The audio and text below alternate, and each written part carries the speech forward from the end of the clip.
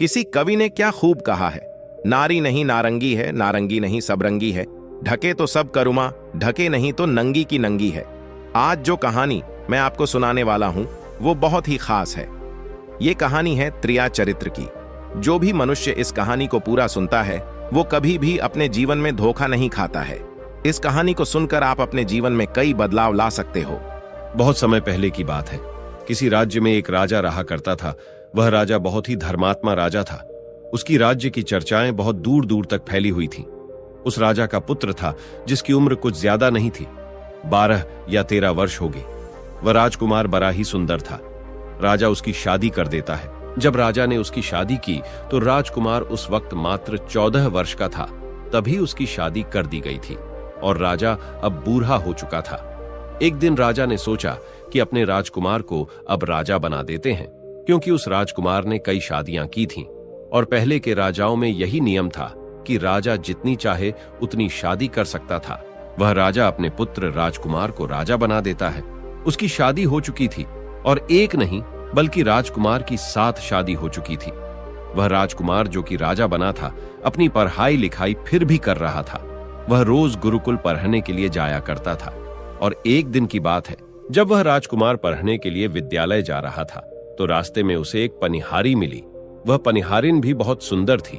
उस पनिहारिन ने राजकुमार से पूछा कि हे राजा, आप रोज कहां जाते हैं? राजकुमार कहता है कि मैं रोज पढ़ने के लिए विद्या ग्रहण करने के लिए अपने गुरु के पास जाता हूं। तो वो कहती है, ये तो अच्छी बात है, लेकिन ये बताइए आपने त्रिया चरित्र पढ़ा है? राजकुमार कहता है कि नहीं, मैंने यह कभी नहीं पढ़ा है। फिर पनिहारिन कहती है कि आप त्रिया चरित्र अवश्य पढ़ो। राजकुमार कहता है कि यह त्रिया चरित्र क्या होता है? पनिहारी ने कहा कि आप यह बात अपने गुरु से जाकर पूछना और त्रिया चरित्र को अवश्य ही पढ़ना।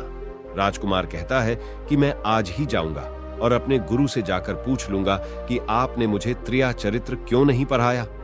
इतनी बात कहने के बाद वह राजकुमार वहां से चल देता है। वो पनिहारिन की बात सुनकर वह राजकुमार गुस्से में था। उसकी आंखें लाल थीं। वो अपने गुरु के पास जाकर प्रणाम करता है।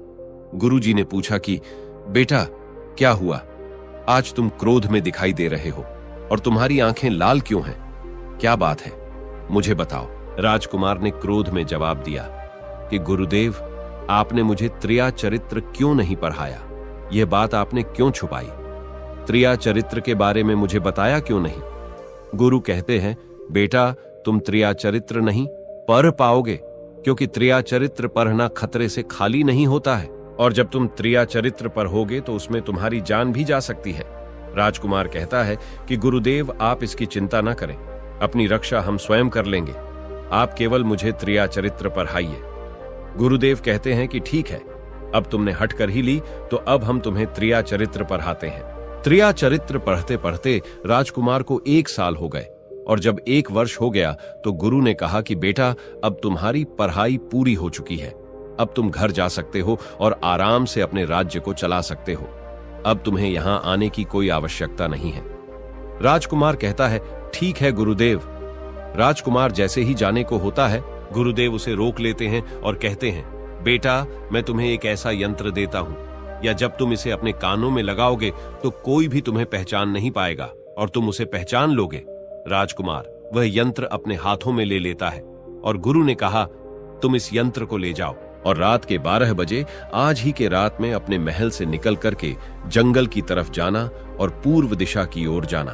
और जब तुम पूर्व दिशा की ओर जाओ तो ये यंत्र अपने कानों में लगा लेना और वहीं पर खड़ा हो जाना। वो राजकुमार कहता है कि ठीक है, ऐसा ही करूंगा। फिर राजकुमार गुरुकुल से महल की ओर चल देता है और जब रात के 12 बज जाते हैं और उस राजकुमार की 7 पत्नियां सो जाती हैं, तब आधी रात के समय वह राजकुमार अपने हाथों में यंत्र लेकर महल से जंगल की तरफ चल देता है। राजा जंगल में पूर्व दिशा की ओर जाता है और वहां जाकर अपने कानों में यंत्र लगा लेता है और वहीं पर खड़ा हो जाता है। तो उसने क्या देखा कि वही पनिहारिन जो मुझे रास्ते में मिली थी, वही पनिहारिन एक थाली में खाना लेकर जंगल को जा रही है। वहां थोड़ी ही दूरी पर एक संत अपनी कुटिया में रहते थे। वह पनिहारिन संत के पास खाना लेकर जा रही थी। राजा ने देखा कि ये तो वही पनिहारिन है जिसने मुझसे कहा था कि त्रिया चरित्र की पढ़ाई पर हो, लेकिन पनिहारिन उस राजा को नहीं पहचान पाई। क्योंकि राजा के कानों में यंत्र लगा हुआ था। यंत्र लगने की वजह से राजा किसी को भी पहचान सकता था। राजा ने अपने मन में सोचा कि चलो उसके पीछे चलते हैं कि ये आधी रात को भोजन लेकर संत कुटिया की तरफ क्यों जा रही है, इसका क्या कारण है। वह राजा भी उसके पीछे पीछे छुपता हुआ चल दिया। अब वह पनिहारिन उस कुटिया में उस बाबा के वहां पहुंचती है। उस बाबा के पास जादू की पोटली थी और वो बाबा जादूगर था। राजा पीछे पीछे गया और वह छुप करके देख रहा था कि वह पनिहारिन औरत को बाबा क्या करेंगे। बाबा ने पनिहारिन से कहा, अरे पनिहारिन, पहले तो मुझे ये बता कि आज आने में इतनी देर कैसे लग गई। हाथ जोड़कर पनिहारिन कहने लगी कि महात्मा जी, मेरा विवाह हो चुका है और मेरे पति मुझे ले जाने के लिए आए हैं। हमें लेकर कल चले जाएंगे, इसीलिए हमें उन्हें सुलझाने में थोड़ी देर लग गई और यहां आने में भी देर हो गई। जब यह बात साधु ने सुनी कि इसका विवाह हो चुका है और इसका पति इसे लेने आया है, तो साधु कहता है कि पनिहारिन, इसका मतलब है कि तुम अपने पति के साथ जाना चाहती हो तो हमारे पास क्यों आई हो। पनिहारिन कहती है कि मैं आपके बिना नहीं रह सकती हूं, मैं आपके बिना नहीं जी सकती हूं। तो साधु कहता है कि हे पनिहारिन, इसके लिए तुम्हें एक काम करना होगा। साधु एक बड़ा सा चाकू निकलता है और पनिहारिन से कहता है कि हे पनिहारिन, जाओ अपने पति के गर्दन काट कर यहां लेकर आ जाओ। अपने उस पति को मार दो जो हमारे और तुम्हारे बीच में दरार बन रहा है, तब मैं तुम्हें रख लूंगा, तुमसे विवाह करूंगा, तुम्हें अपनी पत्नी बनाऊंगा। बिना कुछ सोचे समझे वो चाकू को ले लेती है और दौड़ते हुए अपने घर जाती है और उसका पति सो रहा था। वहां जाकर अपने पति की गर्दन काट देती है और उसकी गर्दन को लेकर साधु के पास आती है और जो राजकुमार थे उसके पीछे पीछे उसका सारा कारनामा देख रहे थे। जब साधु ने देखा कि अपने पति को मार करके उसकी गर्दन यहां लेकर आई है, साधु को बहुत गुस्सा आया और उसने उसे लात मारी और कहा, भाग जाओ यहां से। जब तू अपने पति की नहीं हो सकी, जिसके साथ तूने 7 फेरे लिए, तो तू मेरी क्या होगी। जल्दी भाग जाओ यहां से। अगर तुम मेरे पास दोबारा आई तो मैं तुझे जीवित नहीं छोड़ूंगा। साधु की यह बात सुनकर उस पनिहारिन को ऐसा लगा जैसे उसके पैरों तले जमीन खिसक गई हो। फिर भी अपने पति की कटी हुई गर्दन घर लेकर के आई और उसकी गर्दन जोड़ देती है और वहीं बैठ जाती है। और इधर जैसे ही सवेरा हुआ, अपने पति के पास बैठकर रोने लगती है और चिल्लाने लगती है। कहती है, देखो देखो, किसी ने मेरे पति की हत्या कर दी। लेकिन रात में उस पनिहारिन का सारा कारनामा राजकुमार देख चुका था। इधर सारे गांव वाले पनिहारिन के घर चले जाते हैं और उसके पति की लाश को लेकर गांव के बाहर जाते हैं उसका दाह संस्कार करने के लिए। और वो पनिहारिन भी पीछे से भागती हुई रोती हुई चली जा रही थी और उधर राजकुमार भी जा रहे थे जो कि अपने राज्य के राजा बन चुके थे। पनिहारिन भागती हुई चिल्लाती हुई पहुंची और कहने लगी, मैं सती बनूंगी, क्योंकि अगर जब मेरे पति ही नहीं रहे तो ऐसे जीवन का क्या फायदा। मैं इन्हीं के साथ सती हो जाऊंगी। राजा को उसकी बातें सुनकर हंसी आ जाती है और राजा कहता है, त्रिया चरित्र जाने ना कोई और खसम मेरी के हुए सती। राजकुमार की यह बात और कोई तो नहीं समझ पाया, लेकिन वह पनिहारिन समझ जाती है। कहती है कि राजा साहब, आप हमारे ऊपर यह बात कह रहे हैं, लेकिन चलिए कोई बात नहीं, मैं सती हो जाऊंगी। लेकिन पनिहारिन जाते जाते कहती है, मैं तुम्हें एक बात बताती हूं। राजकुमार कहता है, क्या बताओ। पनिहारिन कहती हैं कि राजा साहब, आप जब चटाई पर बैठें तो उस चटाई को झाड़ कर बैठना। राजा कहता है कि यह पनिहारिन क्या कह रही है, मैं तो राजा हूं, मुझे चटाई पर बैठने की क्या आवश्यकता है। पनिहारिन कहती है कि नहीं, जब भी तुम्हें कोई नौबत आए चटाई पर बैठने की तो तुम चटाई को झाड़ कर बैठना। राजकुमार कहता है कि चलो ठीक है, अगर तुम कह रही हो तो मैं ऐसा ही करूंगा।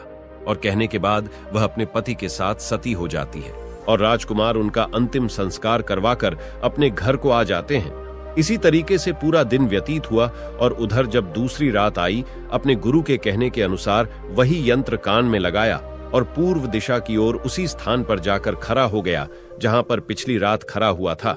दूसरी रात को राजकुमार ने क्या देखा, उसकी 7 पत्नियां भोजन की थाली अपने अपने हाथों में लेकर उसी साधु की कुटिया की तरफ जा रही हैं। जैसे ही राजा ने अपनी 7 पत्नियों को उस साधु की कुटिया की तरफ जाते हुए देखा, राजकुमार के पैरों तले जमीन खिसक गई। वह अपने मन में सोचने लगा कि ये क्या चक्कर है। तभी उनमें से एक रानी राजकुमार को देख लेती है, लेकिन रानियों ने अपने पति राजकुमार को नहीं पहचान पाई, क्योंकि राजकुमार अपने कानों में यंत्र लगाए हुए थे। वह यंत्र लगाने की वजह से राजा को कोई पहचान नहीं पाता था। उनमें से एक रानी कहती है कि ए लड़के, इतनी रात को यहाँ क्यों खड़ा है? हमारी थाली लेकर के उस कुटिया तक पहुंचा। बिना कुछ सोचे समझे राजकुमार ने वह थाली अपने हाथों में ले ली और अपनी रानियों के साथ कुटिया तक जाने लगा।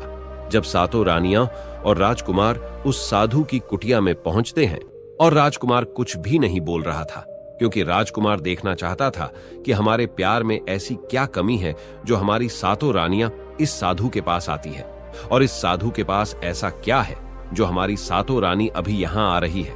वह राजकुमार छुप करके सब जानना चाहता था। इधर जब वह सातों रानियां राजकुमार को लेकर साधु के पास पहुंची तो महात्मा राजकुमार को देखकर कहता है कि ये कौन है? तो सातों रानियां कहती हैं कि महात्मा जी, यह बालक हमें रास्ते में मिला, इसने हमारी सहायता की तो हम इसे अपने साथ लेकर आ गए। रानी कहती हैं कि एक काम करते हैं, इसे आज रात यहीं रहने देते हैं, कल सुबह होते ही यह चला जाएगा। वो साधु उनकी बातों को मान लेता है।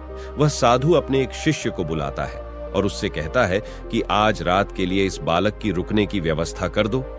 वह शिष्य राजकुमार को लेकर एक कमरे में जाता है। उस कमरे में एक चटाई बिछी हुई थी। शिष्य कहता है कि देख भाई, आज तुझे चटाई पर सोना पड़ेगा। वह शिष्य राजकुमार को इतना कहकर वहां से चला जाता है। राजकुमार उस कमरे में अकेला पड़ जाता है। अपने मन में सोचता है कि आज तो नौबत आ ही गई चटाई पर सोने की। राजा कहता है, चलिए कोई बात नहीं, आज की रात हम चटाई पर ही गुजार लेंगे। राजकुमार जैसे ही चटाई पर बैठने ही वाला था, उसे पनिहारिन की बात याद आ गई। वो सोचने लगा कि पनिहारी ने मुझसे कहा था कि जब भी तुम्हें चटाई पर बैठने की नौबत आए, तुम चटाई को अवश्य झाड़ लेना। चलो आज पहले झाड़ ही लेते हैं, हो सकता है इसका कोई राज हो। जैसे ही राजा ने चटाई उठाई तो उसने क्या देखा? उसने देखा कि एक बहुत बड़ा भयानक कुआं है। जब उस कुएं को देखा तो राजा के होश उड़ गए। राजा उस कुएं के अंदर झांक कर देखता है। राजा को अंदर बहुत सारे कैदी दिखाई देते हैं, जिन्हें उस्तादों ने अंदर कैद करके रखा था। उन कैदियों में से एक आदमी ने राजकुमार को पहचान लिया। वह आदमी राजकुमार से कहता है कि राजकुमार, आप यहां कैसे आ गए? राजकुमार कहता है कि धीरे बोलो, नहीं तो सब पोल पट्टी खुल जाएगी। तब सभी कैदियों ने कहा कि राजा साहब, आप यहां से भाग जाए। हम तो यहां से निकल नहीं पाए, लेकिन आप यहां से भाग जाए, नहीं तो आपका भी यही हाल हो जाएगा जो कि हमारा हुआ है। आप भी यहां फंस जाएंगे। आपको भी पकड़कर ये साधु इसी में डाल देगा। आप जितना जल्दी हो सके यहां से भाग जाए। राजा जब उस कमरे के अंदर गया था तो अपने कान में से यंत्र निकाल लिया था, और जब राजा वहां से भागा तो अपने कान में यंत्र लगाना भूल ही गया। राजा को भागते हुए उन रानियों ने और साधु ने देख लिया था। रानियों ने जब राजा को भागते हुए देखा तो रानी कहती हैं, यह तो हमारे पति हैं। महात्मा से कहती हैं कि महात्मा जी, अब तो हमारी सारी पोल पट्टी खुल जाएगी। यह तो हमारे पति है और वह भागे जा रहे हैं। उन्होंने हमें यहां देख लिया है, अब हमारा क्या होगा? वह साधु कहता है कि तुम यहां क्या देख रही हो, जल्दी जाओ और अपने पति को पकड़ कर लाना। तो रानियां राजकुमार को पकड़ने के लिए दौड़ी दौड़ी जाती है, लेकिन वह राजकुमार जो राजा था इतना तेज था कि वह अपने महल जा पहुंचा, और घबराई रानियों के तो होश उड़ गए। फिर वापस उसी बाबा के पास आती है और बाबा से कहती है कि महाराज, अब तो हमारे पति हमें जीवित नहीं छोड़ेंगे। हम जैसे ही घर जाएंगे वो हमारी जान ले लेंगे। हे महात्मा, आप हमें बचा लीजिए, इसका कोई उपाय कीजिए। तब जाकर वह साधु रानियों को एक जादुई कील देता है और कहता है कि जब तुम जाओ तो अपने पति को बहला फुसलाकर उसके माथे में यह जादुई कील घुसा देना। तुम्हारे पति को ढेर बना देगा और तुम साथ मिलकर उसे मार देना। बस कहानी खत्म हो जाएगी और तुम सातों रानियों बच जाओगी। सब रानियां तैयार हो जाती हैं। वो सातों रानियां साधु की बात मान लेती हैं और जादुई कील लेकर महल आती है।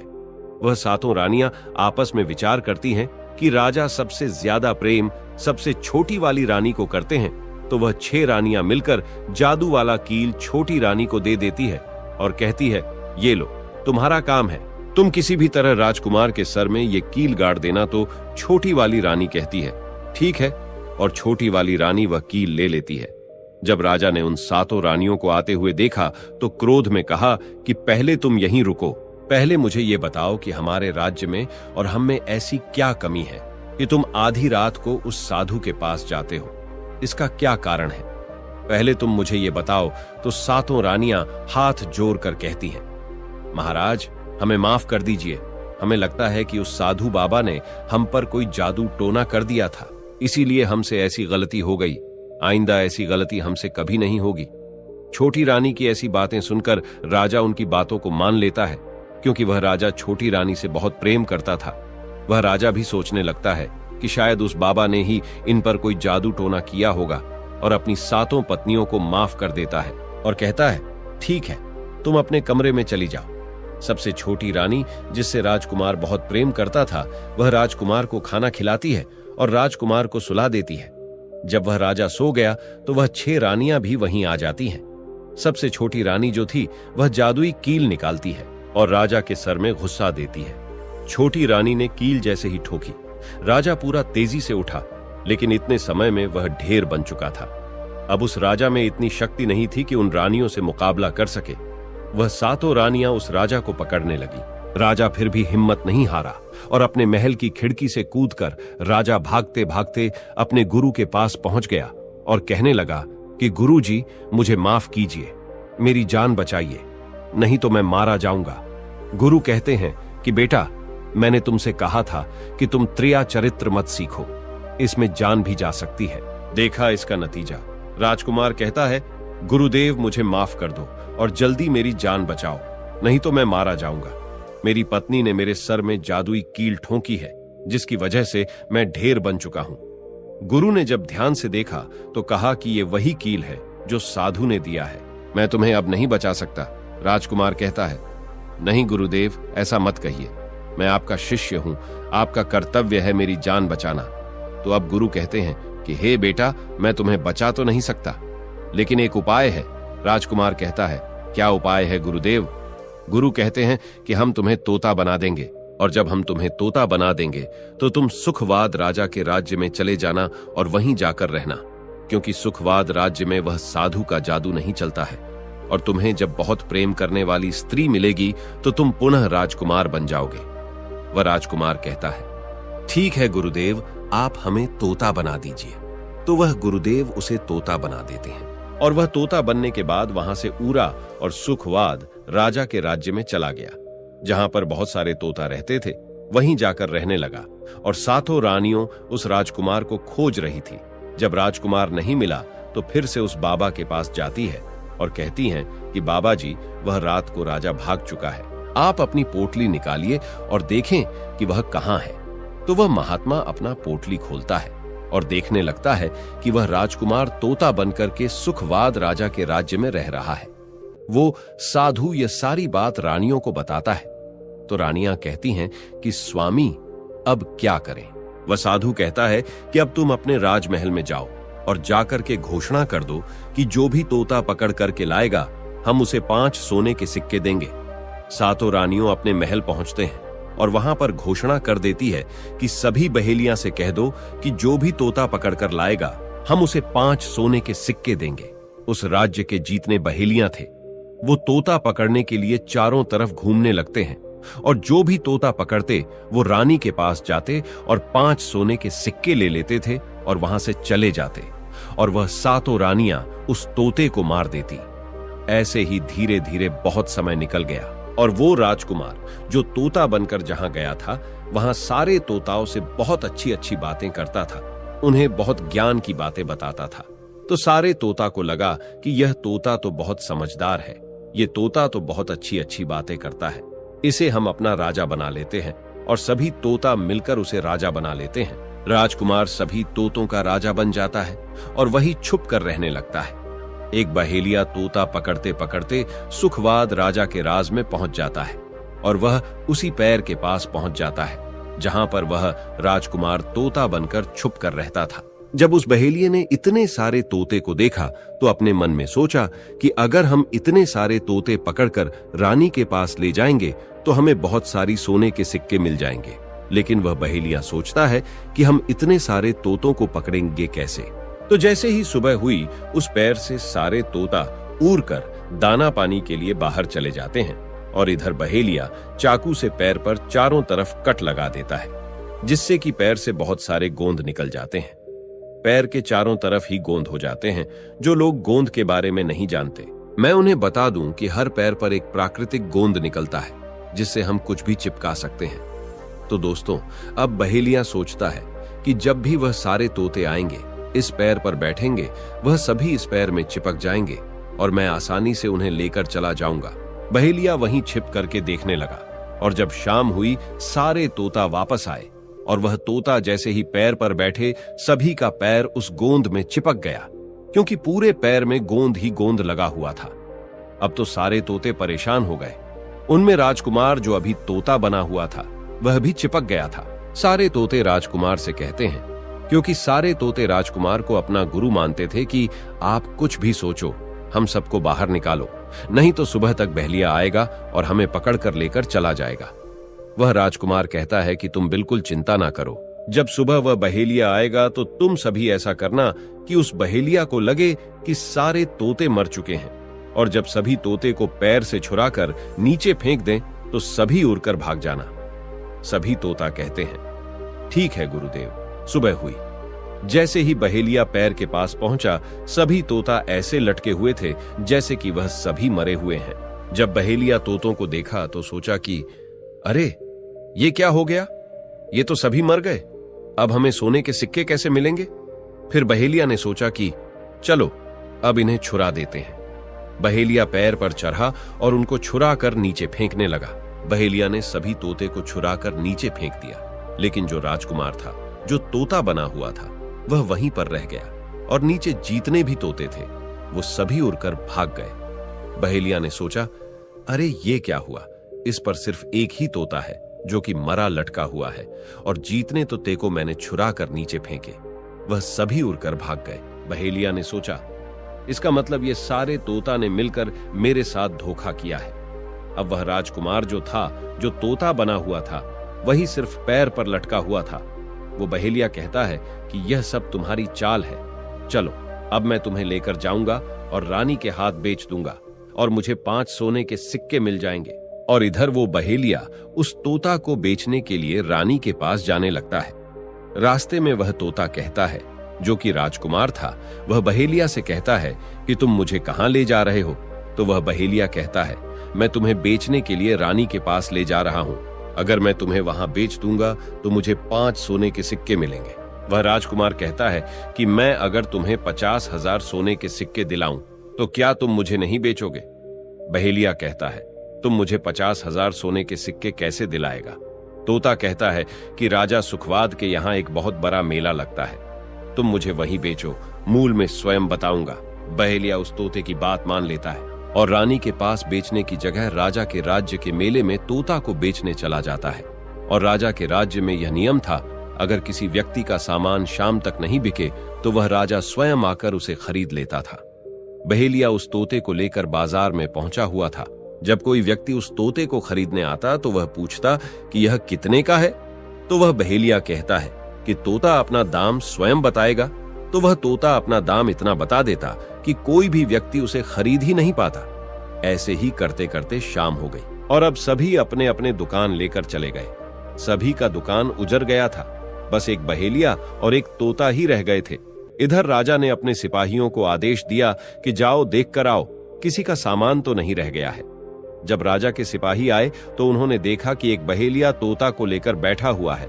सिपाही बहेलिया से कहते हैं कि हे बहेलिया, तुम्हारा तोता क्यों नहीं बिका? तुम इसे कितने में बेच रहे हो?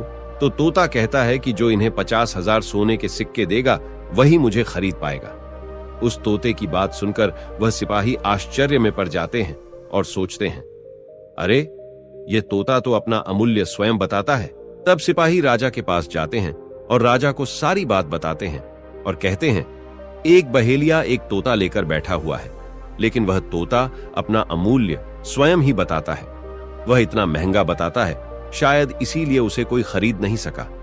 राजा सिपाहियों से पूछता है कि वह अपना मूल कितना बता रहा है। तो सिपाही कहते हैं, अपना मूल्य 50,000 सोने के सिक्के बता रहा है। चलिए हम खरीदेंगे। अगर नहीं खरीदेंगे तो आपके राज्य की बदनामी होगी कि राजा के बाजार में एक तोता नहीं बिका, और इसलिए राजा अपने मंत्रियों के साथ अपने रथ पर सवार होकर बाजार में पहुंचता है। कहता है, इसका क्या मूल्य है? बहेलिया हाथ जोड़कर कहता है कि राजा साहब अपना मूल्य तोता स्वयं बताएगा। वह राजा फिर तोते से पूछा तो तोता कहता है कि राजा साहब जो इन्हें 50,000 सोने के सिक्के देगा वही मुझे खरीद पाएगा। अपने सिपाहियों से 50,000 सोने के सिक्के मंगवाता है और बहेलिया को पकड़ा देता है और तोता को लेकर अपने महल चला जाता है। वह तोता बहुत ही बुद्धिमान था क्योंकि वह राजा था। वह तोता राजा को बहुत अच्छी अच्छी बातें बताने लगा। जब राजा पर कोई खतरा आने वाला होता तभी वह तोता बता देता कि राजा साहब आप पर यह खतरा आने वाला है, और इसी तरह सब उस तोते से बहुत अधिक प्रेम करने लगते हैं। जब यह बात रानियों को पता चला कि राजा ऐसा तोता लेकर आए हैं जो कि बोलता भी है और बहुत अच्छी अच्छी बातें बताता है, तो रानियां राजा से कहती हैं उस तोता को मेरे पास भिजवा दीजिए, हम भी उस तोता को देखना चाहते हैं, हम उस तोता से बातें करना चाहते हैं। राजा अपने मंत्रियों से कहकर वह तोता रानियों के पास भिजवा देता है। रानी उस तोते से बातें करके बहुत खुश हो जाती है। वो रानी भी तोते से बहुत प्रेम करने लगती है और कहती हैं कि वाह रे तोता, इसीलिए तुझे राजा साहेब ने 50,000 सोने के सिक्के देकर खरीदा है। राजा की एक पुत्री थी जो कि बड़ी सुंदर थी। रानी अपनी पुत्री से कहती है कि आज से तुम ही इस तोते का ध्यान रखोगे और कल तुम इसे अच्छे से धोकर नहला देना। वो राजकुमारी भी उस तोते से बहुत प्रेम करती है। जैसे ही सुबह हुआ, राजकुमारी उस तोते को लेकर नहलाने जाती है।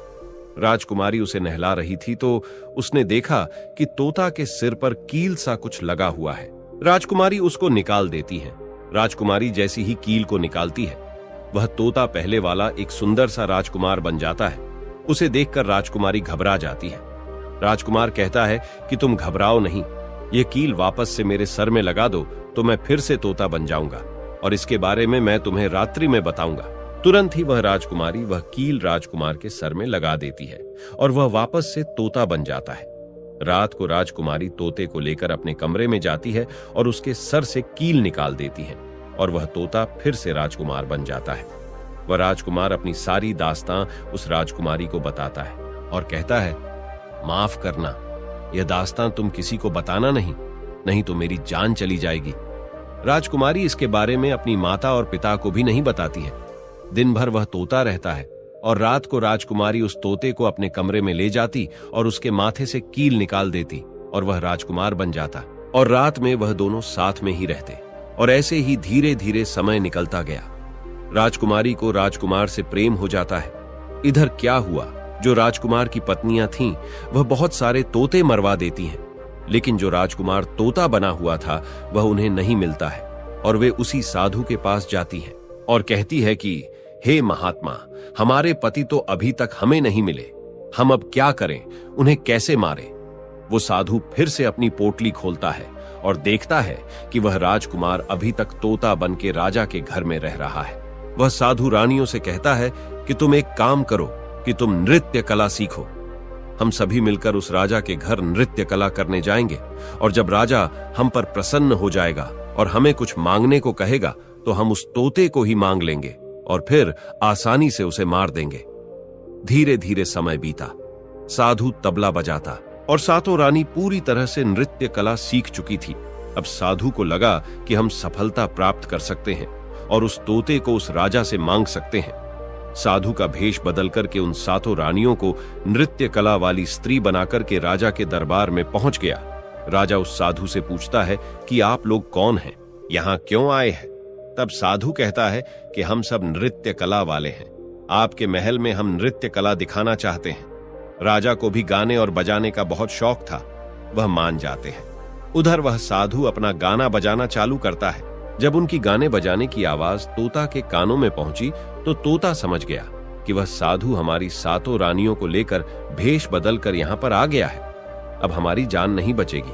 लेकिन जब राजकुमारी उस तोते को लेकर अपने कमरे में जाती है, उस तोते के सर से कील निकालती है और वह तोता राजकुमार बन जाता है और वह राजकुमार सारी बातें उस राजकुमारी को बताता है। कहता है कि देखो, जो यह गाने बजाने वाले आए हैं यह वही साधु हैं। यह गाने बजाने से राजा को खुश कर देगा और बदले में मुझे मांग लेगा और ले जाकर मुझे मार देगा। वह राजकुमार कहता है कि सुनो राजकुमारी, जब राजा आदेश दें कि तोता को लेकर आओ तो तुम मुझे मत देना। जब राजा खुद यही मुझे लेने आए तब भी तुम मुझे मत देना। कहना कि तोता को नहीं दूंगी, और जब राजा ना माने, राजा तुमसे जिद करें और मुझे मांगे, तब तुम गुस्से में आकर के पिंजरे को फेंक देना। उसके बाद मैं अपने बचने का रास्ता हम स्वयं ही ढूंढ लेंगे। राजकुमारी कहती है कि ठीक है, और वहां गाना बजाना हुआ तो राजा प्रसन्न होकर उन्हें कहते हैं कि मांगो, क्या मांगना चाहते हो। वह साधु कहता है कि जो आपके पास तोता है, जो आप कुछ दिनों पहले ही खरीदे हैं, वह तोता आप मुझे दे दो। राजा कहता है ठीक है। राजा अपने मंत्री को आदेश देता है कि जाओ, उस तोते को लेकर आओ। मंत्री राजकुमारी के पास पहुंचता है और कहता है कि यह तोता मुझे दे दो। राजकुमारी कहती है नहीं दूंगी। मंत्री कहता है कि देखिए, आप जिद मत कीजिए। राजकुमारी कहती है कि तुम जाओ और मेरे पिताजी को यहां भेज दो, वह आकर इसे ले जाएंगे। मंत्री राजा को जाकर सारी बात बताता है। राजा स्वयं आता है उस तोते को लेने के लिए। वह राजा जाकर कहता है कि बेटे, यह तोता मुझे दे दो। यह नृत्य कला वाले को देना है जो यहां गाना बजाना किए हैं, यह उन्हें देना है। तो राजकुमारी कहती हैं कि पिताजी, यह तोता मैं नहीं दूंगी। क्रोध में आकर राजा कहने लगा कि बेटी, कैसी बातें कर रही हो, इसे देने का मैंने वादा किया है। जब राजकुमारी ने राजा को क्रोध में देखा तो राजकुमारी को भी गुस्सा आ गया और राजकुमारी गुस्से में पिंजरे को जमीन पर फेंक देती है। वह पिंजरा जैसे ही जमीन पर गिरा, वह टूट गया और तोता जो था वो चावल का दाना बन गया। और जैसे ही साधु को ये बात पता चली, साधु भी तुरंत कबूतर बन जाता है और उस दाने को कबूतर झुकने लगता है। उसमें से जो एक दाना था, बस वही राजकुमार था। जैसे ही वह दाना कबूतर झुकने वाला होता है, राजकुमार बाज बन जाता है और एकदम से कबूतर पर झपटता है और उसे मार देता है। इस तरह से उस साधु की मृत्यु हो जाती है। राजा यह सब देखकर आश्चर्यचकित हो जाता है। उस कबूतर को मारकर फिर से तोता बन जाता है और जो राजकुमारी थी, उस तोते से कील निकाल देती है और वह फिर से पहले जैसा राजकुमार बन जाता है। वह राजकुमारी अपने पिता को सारी बात बता देती है। वह राजकुमार कहता है कि देखिए राजा साहब, मैं भी एक राजा हूं और मैं आपकी बेटी से प्रेम करता हूं और मैं उनसे शादी करना चाहता हूं। वह राजा अपनी पुत्री से पूछता है कि बेटी, क्या तुम इससे शादी करना चाहती हो? तो राजकुमारी कहती हैं कि पिताजी, मैं इनसे प्रेम करती हूं।